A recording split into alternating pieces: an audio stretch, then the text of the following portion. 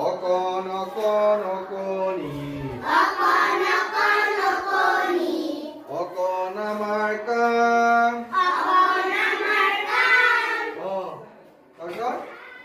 জ্যেষ্ঠজনক সেৱা কৰোঁ ঈশ্বৰক প্ৰণাম অকণ অকণ অকণি অকণ আমাৰ কাম জ্যেষ্ঠজনক সেৱা কৰোঁ ঈশ্বৰক প্ৰণাম বেয়া কথা নকবাদি